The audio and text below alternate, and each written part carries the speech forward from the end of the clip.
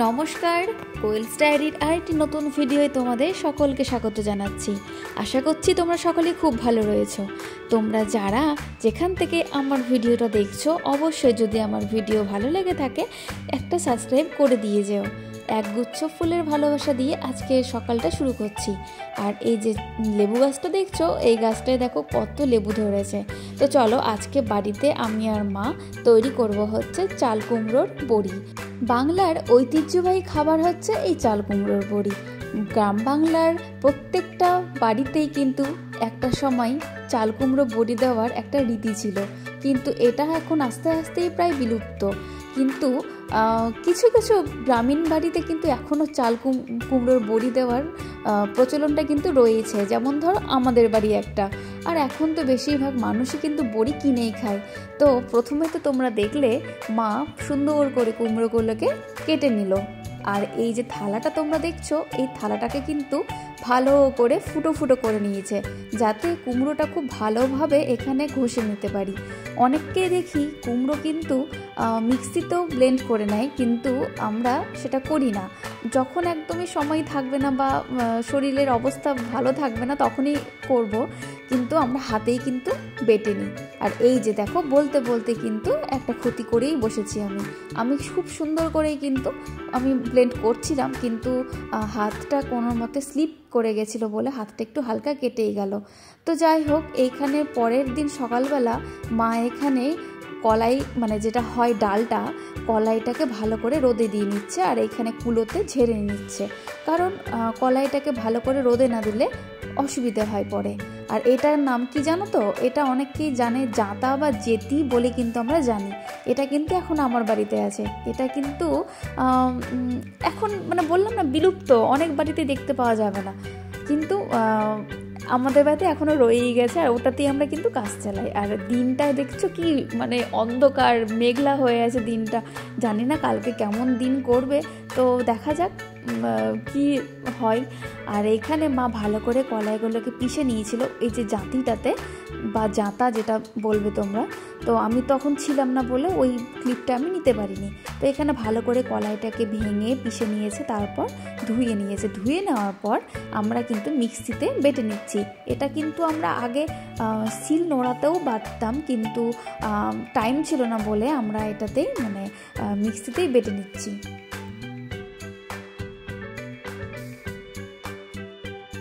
পরের দিন সকালবেলা ঘুম থেকে উঠেই ছাদে চলে এসেছি আজকের ওয়েদারটা দেখার জন্য। হ্যাঁ, দেখি সকালবেলাও কিন্তু দিনটা মানে মেঘে ঢেকে ঢেকে আছে, সূর্যটা ঠিকঠাকভাবে তখনও কিন্তু ওঠেনি। আর এই দিকে মাও ছাদে চলে এসছে, সব কিছুর জিনিসপত্র নিয়ে রেডি করে নিচ্ছে বড়িটা দেওয়ার জন্য। তোমাদের কার কার বড়ি খেতে ভালো লাগে অবশ্যই কিন্তু আমাকে জানিও। আর এখানে যে নেটটা তোমরা দেখছো, এই নেটের মধ্যেই কিন্তু আজকে আমরা বড়িটা দেবো। আগে কিন্তু আমিও খুব একটা বড়ি ভালোবাসতাম না, কিন্তু ইদানিং বড়িটা আমাকে বেশ ভালোই লাগে।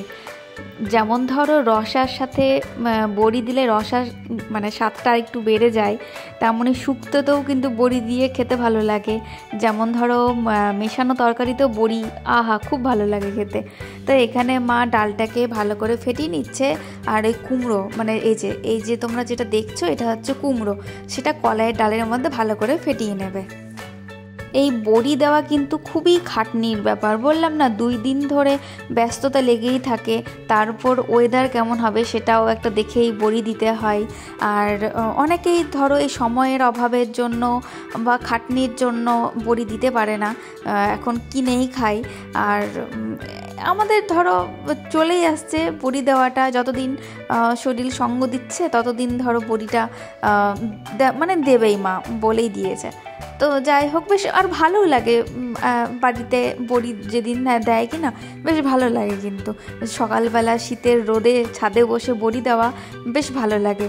তো এখানে মা তো দিতে শুরু করে দিয়েছে। এবার আমি জানি না আমি কতটা পারবো, কারণ 2 বছর আমি কিন্তু বড়ি দিইনি। মানে দিইনি বলতে ওই টাইমটাতে হয়তো আমি বাড়ি আসতে পারিনি, বা মা বলেছে যে অল্প ডাল আছে আমি দিয়ে দিতে পারবো, তোকে না আসলেও হবে।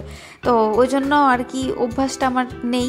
তো তাও চেষ্টা করছি, জানি না কি হবে। মা যদি এখন আমাকে বকে তাহলে আমি উঠে চলে যাব। আর সত্যি কথা বলতে আমার মা কি না মানে যে কাজটাই করে না কেন নিখুঁতভাবে করে, আর আমি উল্টোপাল্টা কিছু করিয়ে দিই তখন সেটা মার পছন্দ হয় না। আর অবশ্যই আমি যদি ভুলভাল করি কেন পছন্দ করবে। তো এই যে এখানে আমি কিন্তু ঠিকঠাক পাচ্ছিলাম না, মা বলছে তুই ছেড়ে দে, তোকে দিতে হবে না। তবুও আমি কিন্তু জোর জবরদস্তি করছিলাম যে না একটু তো তোমাকে হেল্প করে দিই, মানে আমি চাইছি যে মা এতক্ষণ ধরে একা একা বড়ি দেবে, একটু আমি হেল্প করে দিই, কিন্তু আমার হেল্পটা কাজে লাগছে না এখানে। মা আমাকে বলছে তোর বড়িগুলো খুব ছোট হয়ে যাচ্ছে। এবার আমি তখন চেষ্টা করছি একটু বড় করে দেবার, মা বলছে আর একটু বড় হয়ে যাচ্ছে, মানে কোনোটাই আমার ঠিকঠাক করে হচ্ছিল না। কিন্তু সত্যি কথা বলতে আমি কিন্তু এরকম বড়ি দিয়েছি বাড়িতে, ছোট বড়িও দিয়েছি, বড় বড়িও দিয়েছি। মা আমাকে বলছে হয়েছে, তুই অনেক ভালো বড়ি দিয়েছিস, তুই এবার এখান থেকে উঠ, তোকে আর কিছু করতে হবে না। যে কুমড়োগুলো আছে ওই কুমড়োগুলোকে বসে বসে তুই ছড়িয়ে রাখ, মানে কুমড়োগুলো তো জমে আছে তো, ওই জন্য মা বলো তুই ওগুলোকে ভালো করে করে দে, খসিয়ে দে। তো আমি এখন ওটাই বসে বসে করছি। এই যে দেখো আমার মনটাও একটু খারাপ, আর এই কুমড়োগুলোকে বসে বসে ছড়াচ্ছিলাম। আর মা দেখো কি সুন্দর করে বড়িগুলো দিয়েছে, পুরোটা এক সাইজের হয়েছে। আর আমারগুলো কিন্তু হচ্ছিল না, তবু আমি আবার কুমড়োগুলোকে ছড়িয়ে নিয়ে আবার এখানে বসেছি, মানে চেষ্টা করছি যে আর একটু ভালো করে যেন দিতে পারি। কিন্তু দেখো কি হচ্ছে, এই যে দিলাম তো, দেওয়ার পরে আমার বড়িটা কিন্তু মানে এই যে ধাক্কা লেগে নিজে নিজে পড়ে যাবে, থাকছেই না আমার কাছে। মাকে আমি বললাম যে আজকে বড় বড়িতে তো তোমাকে আমি মানে অন্যান্য কাজে হেল্প করেছি, কিন্তু বড়ি দিতে সাহায্য করতে পারিনি, কিন্তু যেদিন ছোট বড়ি দিবে সেদিন কিন্তু আমি অবশ্যই তোমাকে ছোট বড়ি দিয়েই দেবো, কারণ ছোটো বড়িতে কোনো সাইজের কোনো ব্যাপার থাকে না, যেরকম সাইজ তুমি দেবে সেরকমটাই হবে। তো যাই হোক, ছোটো বড়ি দেখা যাক কবে দেয়। আমাদের বাড়িতে বড় বড়িও দেয়, ছোটো বড়িও কিন্তু দেয়। তো দেখো বড়িগুলো মোটামুটি মার দেওয়া হয়েই গেছে। আর মা তখন আমাকে বললো তোকে আর এখানে কিছু করতে হবে না, তুই রান্নার দিকটা দেখা। তাই আমি মাকে এখানে বড়ি দিতে দিয়ে দিলাম, তারপরে আমি চলে গেছিলাম রান্নার দিকে, মানে রান্নাটা করে হেল্প করলাম। তো বড়িগুলো শুকোনোর পর একদিন তোমাদের দেখাবো। আর একটা কথা, পরের দিকে কিন্তু সূর্য মামা বেশ ভালোই উঠেছিল, রোদের তাপমাত্রা কিন্তু বেশ ভালোই ছিল, কোনো অসুবিধা হয়নি। তো চলো ভিডিওটা আজকে এখানেই শেষ করছি।